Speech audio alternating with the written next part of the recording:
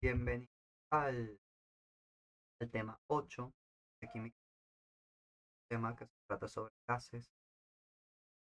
Vamos a ver la primera parte, que es el fenómeno de rutinaria de los gases, y la segunda parte de gases, que es gases, vamos a ver por qué los gases son lo que son en términos termodinámicos.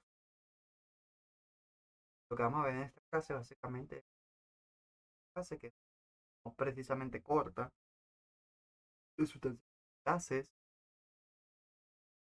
porque básicamente tenemos que poder reconocer naturalmente son gases.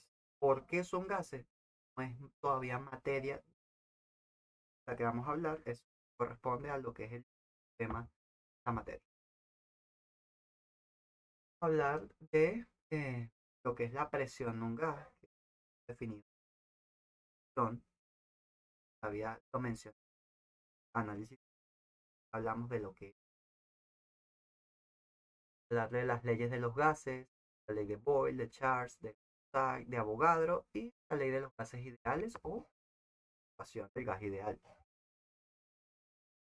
a hablar también de lo que es la ley de Dalton, o la ley de las presiones parciales de Dalton, y las aplicaciones de todo esto, que es calcular la masa molar.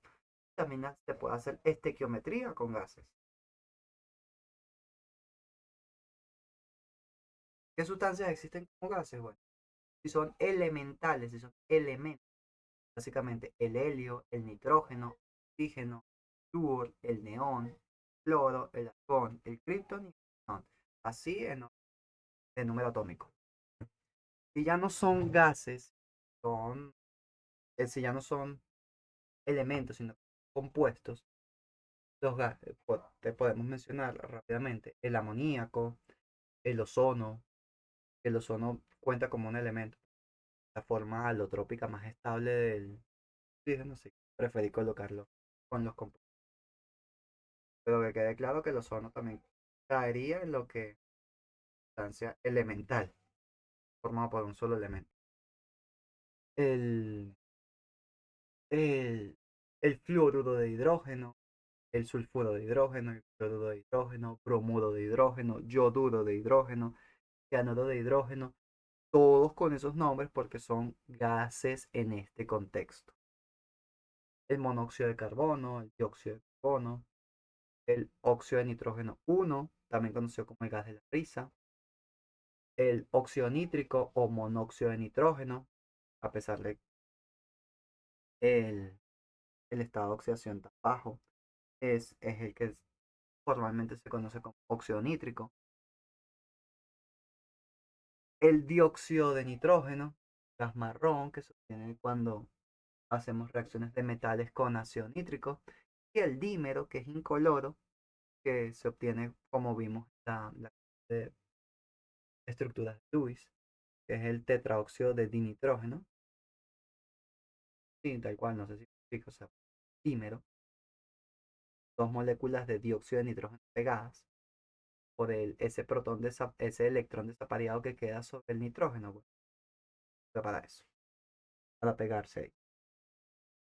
El, el dióxido de azufre y el trióxido de azufre, que son gases contaminantes y se usan también en la producción de ácido sulfúrico y por tanto en la producción de muchas otras cosas, porque básicamente funcionan muy bien también como agentes secantes.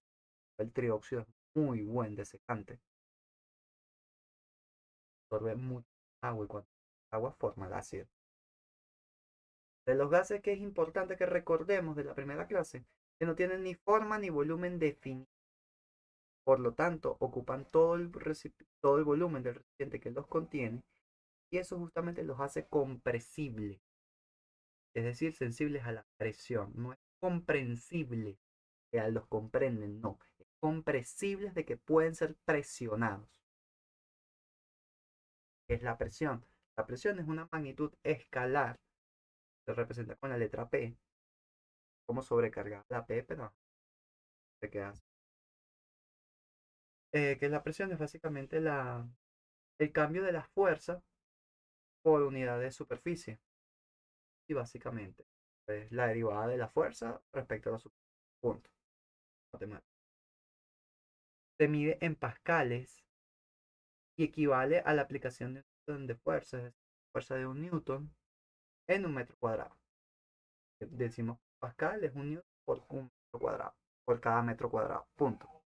Y a pesar de que estamos hablando de pascales por Blaise Pascal, Newton por Isaac Newton, quiero recordarles que a pesar de que los nombres de las unidades vienen de sustantivos propios, apellidos, como son unidades de medida, son sustantivos comunes y por lo tanto no se escriben con mayúsculas. Punto.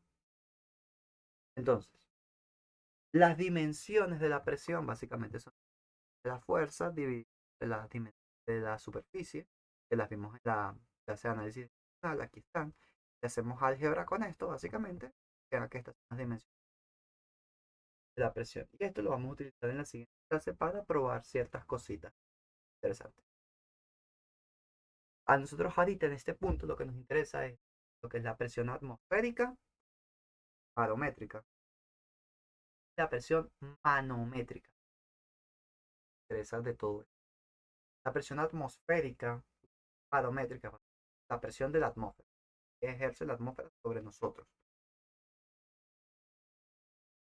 Eh, Justamente con esa aproximación, por lo que, bueno, si tomamos una columna de aire, la sección, la sección transversal tiene 1 metro cuadrado de superficie, altura, atmósfera básicamente. Tomamos una sección de la atmósfera que tenga una sección transversal de 1 metro cuadrado, calculamos su masa, todo esto, y a eso lo llamamos un bar, bar de, a ver si no, bar de baro, de peso. Y eso corresponde a 100.000 pascales o 100 kilopascales. Porque básicamente lo que pesa esa columna de aire es aproximadamente un kilogramo. Entonces aquí tiene, si los conocimientos puede demostrar esto de la presión. Obviamente, uno también usa cosas para probar esto. Cuenta, bueno, la densidad de como 1 gramo por litro. Eh, un, la gravedad es constante y la altura, bueno, la altura se mide la atmósfera. La distancia de aquí hasta que termina la atmósfera. Cuando digo de aquí hablo desde el suelo. Básicamente, bueno, el problema es que justamente ustedes ya deberían saber que la gravedad no depende justamente de la altura.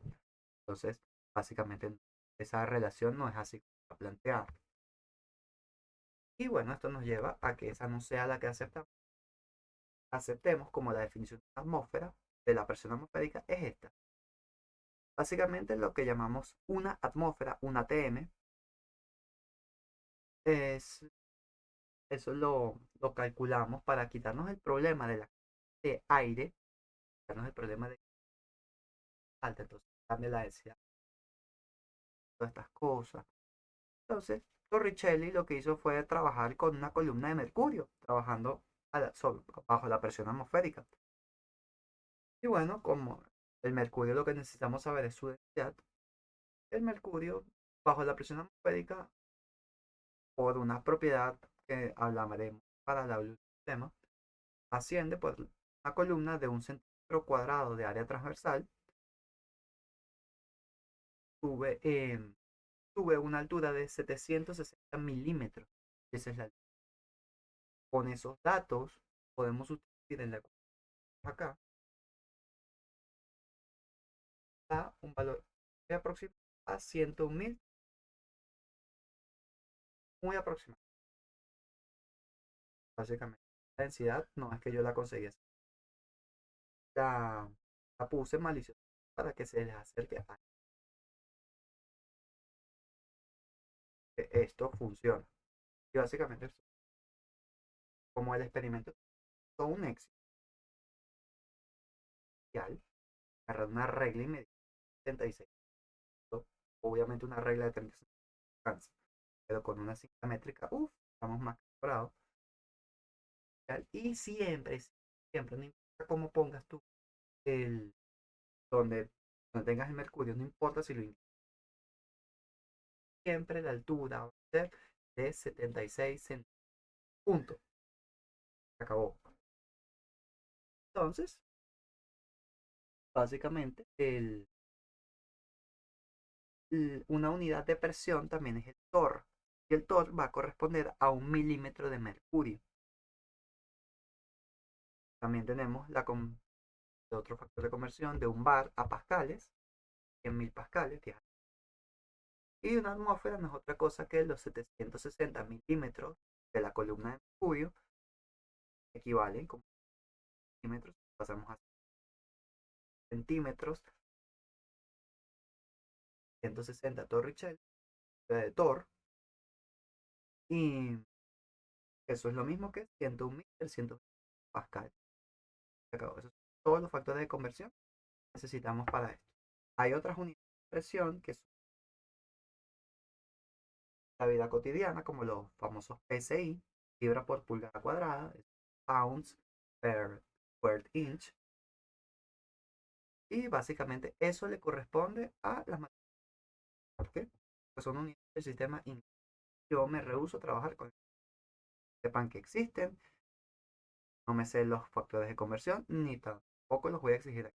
Eso se van para allá.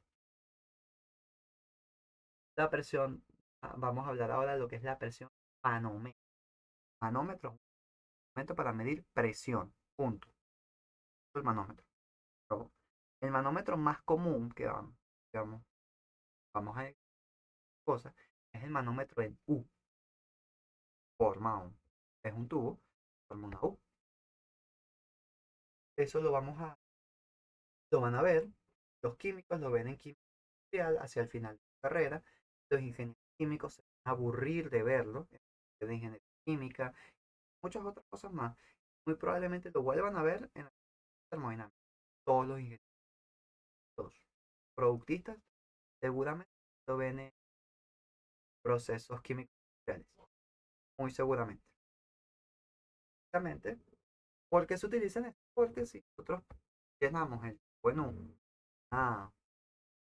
con un fluido, la diferencia de alturas que observemos va a corresponder a la diferencia de presión de ambos lados.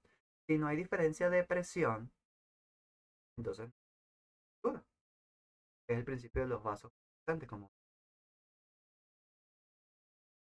Eso es un principio físico que es el principio de Pascal, justamente. Entonces, ¿qué ocurre? El, vamos a hacer unas. Primero, si yo hablo de que la presión cero es esta presión, estoy hablando de que estamos en el vacío. Mosca. El vacío como tal no existe. Es una situación, es un supuesto teórico donde no existen partículas. Porque para que haya una fuerza sobre una superficie tiene que haber una partícula haciéndola. Entonces, hay presiones por partículas. Por ahí un ejemplo donde te piden calcular la cantidad de partículas presentes en el vacío. Básicamente, te dan una presión muy, muy pequeña, absurdamente pequeña. Te da que hay una cantidad demasiada, o sea, más de 1.000 partículas, pero no es suficiente para que tengas una lectura de presión. Siempre va a haber alguna partícula, pero no va a dar una magnitud apreciable. Entonces, bueno, nada. Ajá. Vamos a decir que la presión 1 es la presión de mi gas. Que todo este lado, el dibujo está lleno de gas. Y del otro lado es la presión contra la cual yo me estoy expandiendo. Yo digo que esa presión es cero, expandiendo el vacío.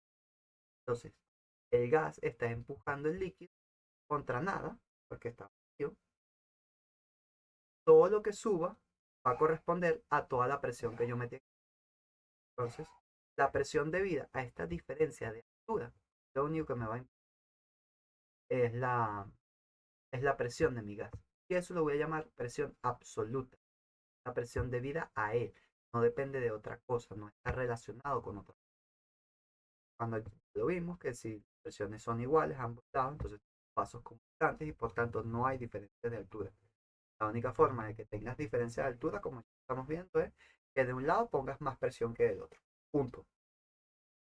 Y ahora la presión 2 no es cero, pero tampoco es igual a la uno.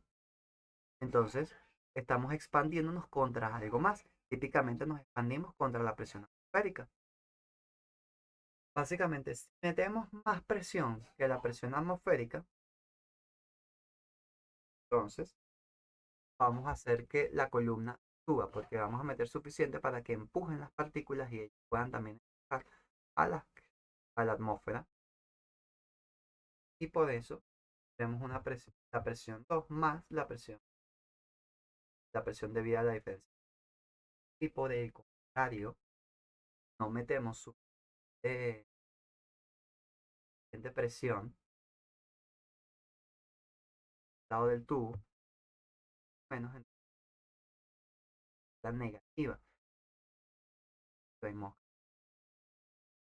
porque de verdad sea negativa, sino del lado llamamos positivo. Entonces, este menisco va a bajar, porque del lado 2 hay más presión que del uno.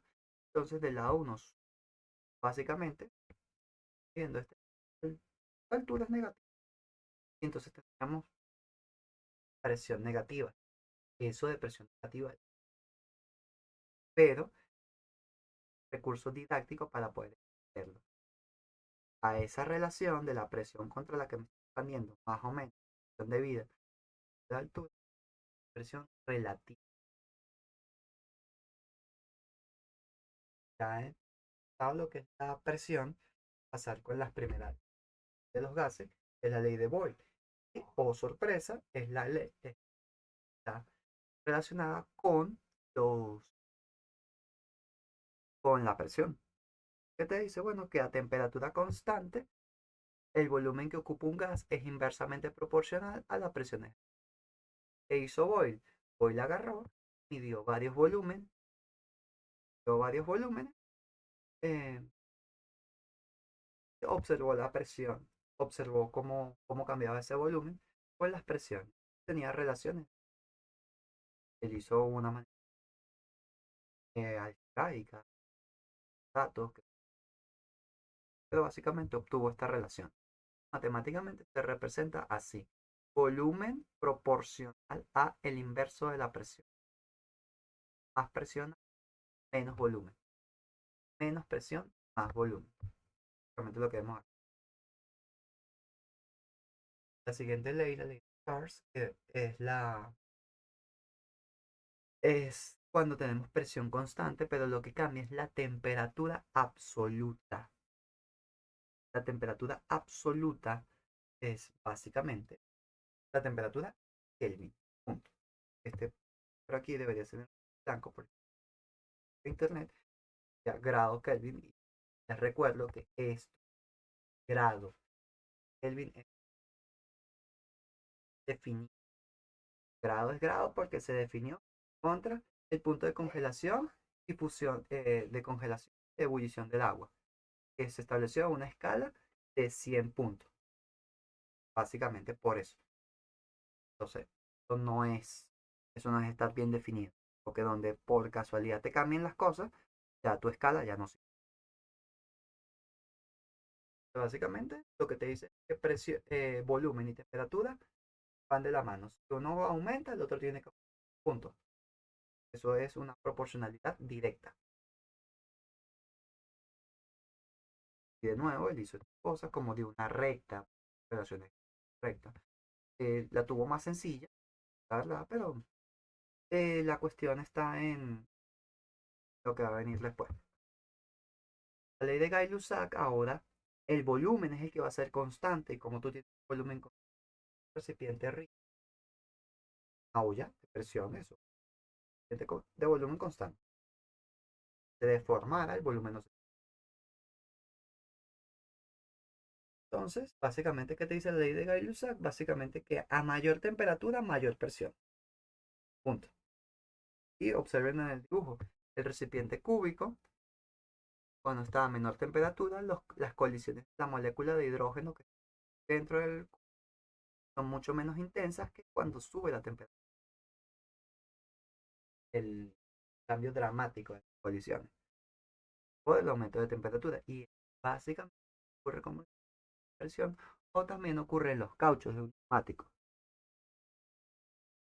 Por eso es que eventualmente explotan, porque la temperatura puede aumentar tanto como le provoque, pero la presión eventualmente va a superar la resistencia mecánica del material. Y cuando eso ocurra, se va a romper y, bueno, ocurrir cosas lamentables. La última ley, antes de pasar a la verdadera ecuación, la ecuación resumida, esto, es la ley de Avogadro. El mismo Avogadro, el número de Avogadro. A presión y temperatura constante, la única manera de que tú cambies el volumen de un gas es básicamente que metas más de ese gas. Punto. Porque si no está cambiando ni la presión ni la temperatura, no puede cambiar. La única manera es que metas más sustancia o que le quites. Es la única manera. No hay de otra. Volumen y cantidad de sustancia también van de la mano. Con esto, con todas las leyes combinadas, todas las leyes podemos escribir la ley combinada. Básicamente es esto. Exceptuando por el momento, la ley de Gay-Lussac parece no estar aquí. Vamos a observar esto. Esta es la relación de proporcionalidad. Básicamente, pasamos todo al primer miembro de esta relación, obtenemos que la relación es constante. Lo llamamos K porque podemos. Decimos entonces que si es constante, bueno, esta relación P por B entre NT se cumple para el estado 1, es la misma que para el estado 2. Por lo tanto, esto. ¿Les gusta como fracciones? Bueno, eliminar. ¿Qué haría esto? Esta como esta o estas son válidas. Es la misma. Yo suelo trabajar con la expresión sin decimales porque se ahorra espacio. ¿Qué ocurre? Importante, con la ley combinada, o sea, típicamente todo el mundo les va a dar presión para todas las demás leyes. Yo no voy a hacer eso. ¿Por qué? Porque todas las demás leyes se resumen combinadas. Lo vamos a ver en los ejemplos. Pero si ustedes convenientemente, bueno, esto es empiezan a aplicar las hipótesis de cada uno de los experimentos, bueno, van a empezar a cancelar cosas porque si es constante, lo que sea, es lo mismo en el estado 1 que en el estado 2, por lo tanto se puede cancelar. Empiezan a simplificarse cosas. Muy importante, las condiciones de Boyle y de Charles y de Gay-Lussac es también a una cantidad fija, una cantidad constante de gas. O sea, cambian, cambian los moles de los gases, olvídalo. Ya las leyes, lo que se diga sobre ellas es. Ajá. La ley de los gases ideales eh, es básicamente el centro de todas las gases en tal, tal, porque básicamente cuando vayan más allá a termodinámica, todo lo que vayan a ver de ecuaciones de estado no es otra cosa que gases ideales modificados para que cuadren los resultados. Cuadren los resultados de la teoría con lo que le dan los resultados experimentales. Eso es todo. Entonces, esto es el centro de todo este tema. Pero antes de verlo, me interesa sobre todo que me comprendan un concepto fundamental. Condiciones normales, abreviadas como CN o PTN, de presión, temperatura normales.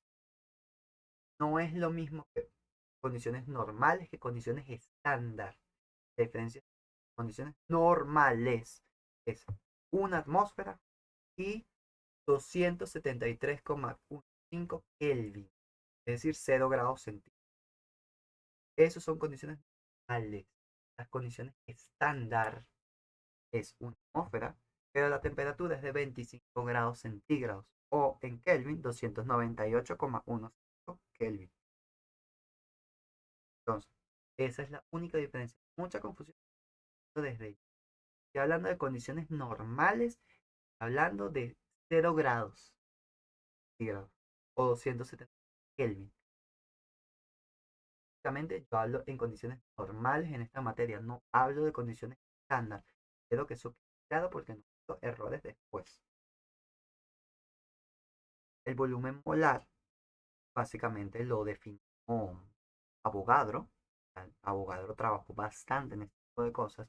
Y básicamente él dijo que un mol de cualquier gas corta ocupa 22,4 litros aproximadamente. Punto. No importa quién sea el gas, ocupa 22,4 litros por cada mol que usted coloque de él. Punto. Se acabó. Si estamos en condiciones normales, mosca. Si estamos a una atmósfera, ya sea 2 grados centígrados, mosca. Entonces, con esta información, como tenemos todo un estado bien definido, podemos hablar de que el estado 1 en la ley combinada lo vamos a llamar el estado normal, las condiciones normales. Y le podemos quitar entonces los subíndices porque de entrada sustituimos los valores. Cuando sustituimos los valores, queda este. Y al estado 2 ya el 1 ya no es 1, ya el estado 2 no tiene sentido que lo etiquetemos como 2. Sencillamente presión, volumen, cantidad de sustancia y temperatura. Punto. La que relación constante que habíamos encontrado puede escribirse como de esta manera. Y esa constante no es otra que R, que llama la constante universal de los gases. Una constante que, ojo, se puede demostrar así. Al comienzo esto era así, pero después con la implementación de la termodinámica para justificar todo de una manera más rigurosa, bueno, R vuelve a aparecer y los resultados coinciden. Un número que sale como de un capricho, pero después ese número vuelve a aparecer basado en considerar termodinámica por capricho. Nosotros reagrupamos todo esto y lo ponemos, eliminamos denominadores. Entonces nos queda nuestra ley de los gases ideales, que es P por B igual a nRT, que tiene memotecnias para aprenderse por si se les complica. Si pasamos la N del segundo miembro al final, o sea, RTN, fíjense que entonces nos quedaría una expresión que son las iniciales de la palabra pavo y de la palabra ratón. Por eso la memotecnia es pavo ratón. Y otra que vi en Facebook de los mexicanos em, es Pancho Villa nunca reprobó termodinámica. La tienen esas dos disponibles por si acaso la necesitan. Ojo, esa es la versión base, pero no es la única posible para la ley. La podemos modificar para para poder satisfacer otros requerimientos que nos piden. Por ejemplo, si yo a la ley de los gases ideales paso el volumen a queda cantidad de sustancia, es decir, moles, entre volumen y un gas típicamente son litros. Entonces, ¿qué son moles por litro? Eso es molaridad.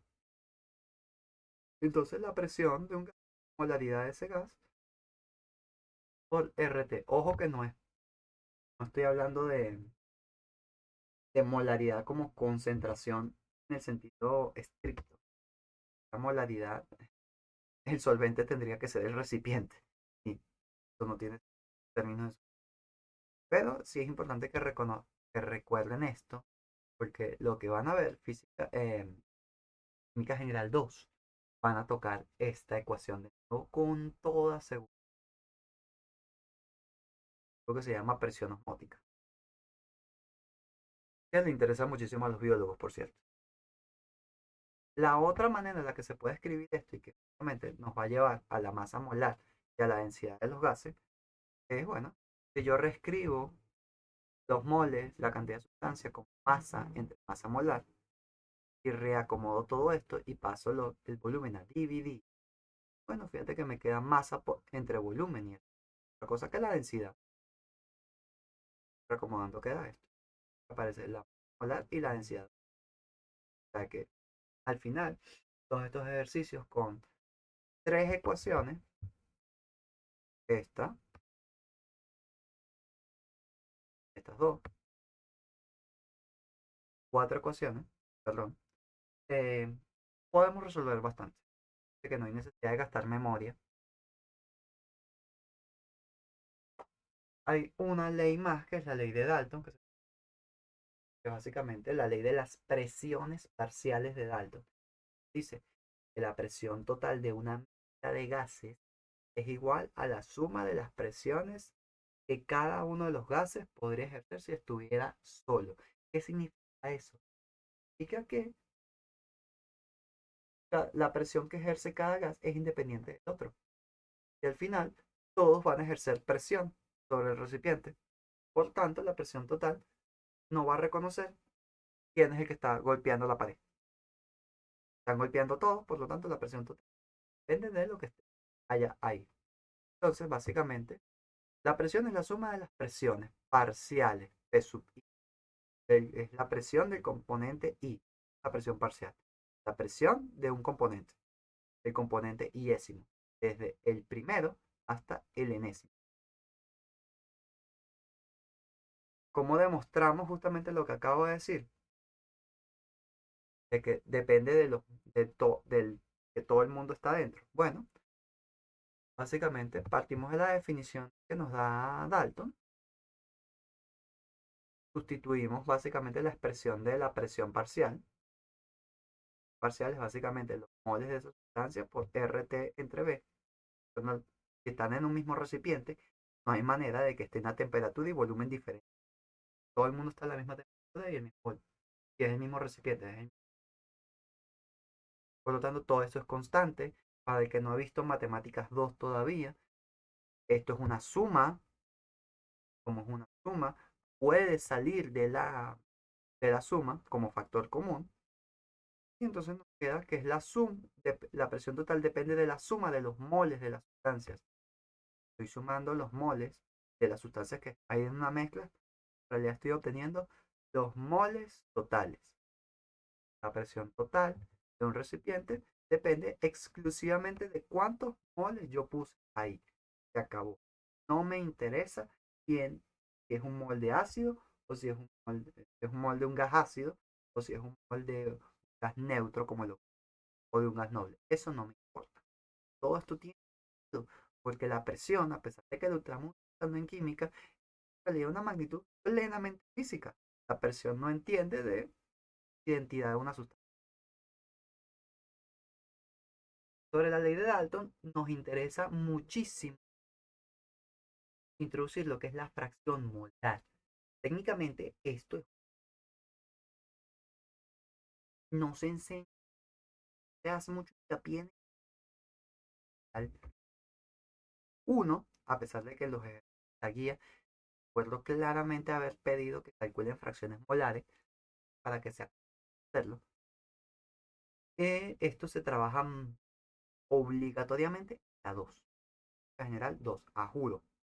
La tienen que ver. Entonces, la fracción molar no es otra cosa que cuántos moles hay en una mezcla de moles. Punto. La presión, ¿cómo probamos eso? Bueno, vamos a ver esto. La presión total es la suma de las presiones parciales. Estamos claros de eso.